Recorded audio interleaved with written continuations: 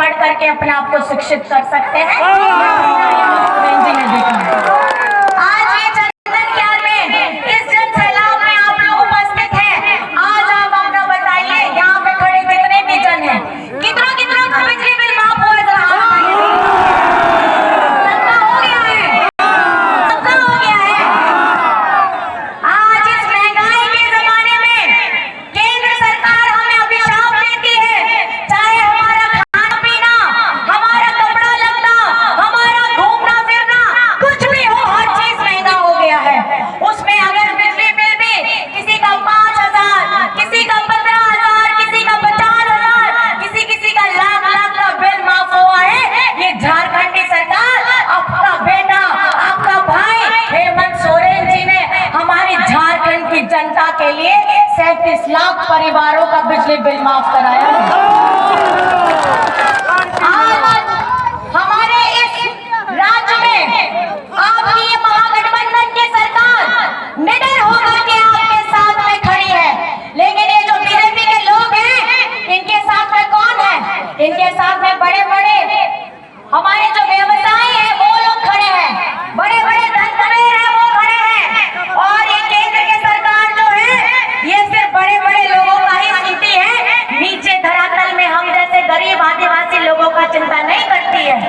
आज आप लोगों को पता होगा, ये बीजेपी के लोग, बीजेपी की सरकार जो केंद्र में बैठी है, ये बड़े बड़े धनकुबेरों का हजारों करोड़ रुपया माफ कर सकती है उनका लोन, लेकिन हमारे इस देश के किसानों का, जिनका 20,000, 25,000 लोन रहता है, वो भी ये माफ नहीं करते हैं। लेकिन ये झारखंड में पहली बार हो रहा है कि हमारे अपने किसान भाइयों का, एक एक किसान भाइयों का 2-2 लाख ऋण माफ हुआ है, और ये आपकी अपनी अबुआ सरकार ने किया है। आज हमारी भारी तादाद में यहाँ माताएं बहनें हैं। आप बताइए, 18 से 20 वर्ष यहाँ पे बीजेपी शासन करती है, और किस सरकार ने आपके लिए, हमारी आदि शक्ति, हमारी आदि ताकत, आपके लिए किसने कोई योजना लाई? इससे पहले कोई योजना आई थी? कोई मैया सम्मान जैसी योजना लाई थी? पिछली बार ये लोग जब अपने 5 साल पूरे किए डबल इंजन, तो छाती पीट के बोल रहे थे कि झारखंड में हमने 5 साल पूरे किए हैं, हमने 5 साल पूरे किए हैं।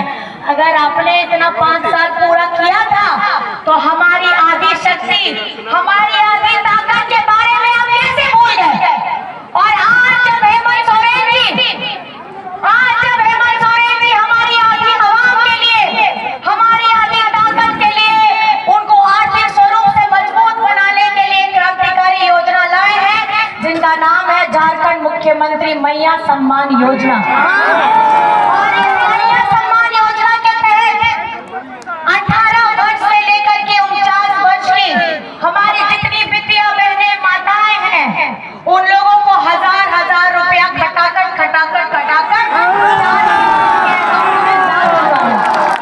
और इस दिसंबर से हमारी माताएं बहनें, ध्यान से सुनिएगा, आप ही लोगों के लिए, इस दिसंबर से आपके अकाउंट में 2,500 रुपया जाएगा।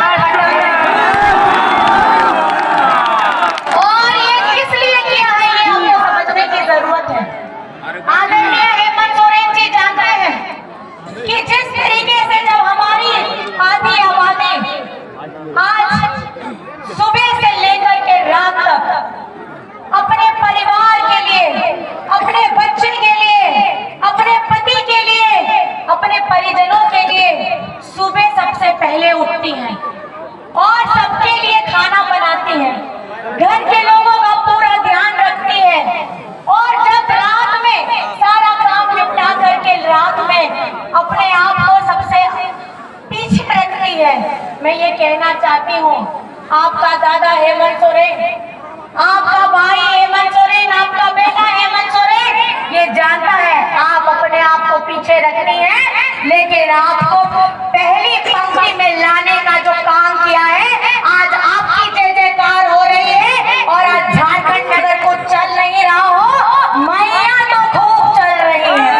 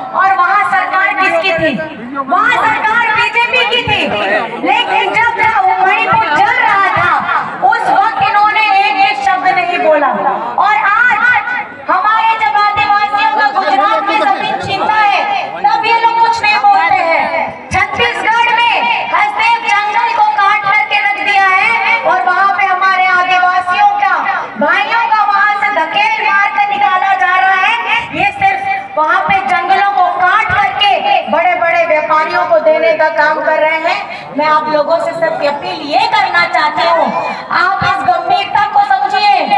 आप झारखंड बनाने के लिए और जिस तरीके से देशम गुरु शिबू सोरेन जी ने अपना पूरा जीवन लगाया, हेमंत सोरेन जी लड़ते रहे, हमारे दादा लड़ते रहे, आप लोग मुझे बताइए कि आप लोग किसके साथ में हैं? किसके साथ में हैं? किसके साथ में हैं? और यहाँ पे मतदान की कौन सी तारीख है? कौन सी तारीख? कौन सी तारीख? और आपको कौन सा बटन दबाना है पता है? सब लोग हाथ उठा करके दिखाइए। 2 नंबर, 2 नंबर। कौन सा नंबर? और छाप कौन सा है? कौन सा छाप? कौन सा छाप?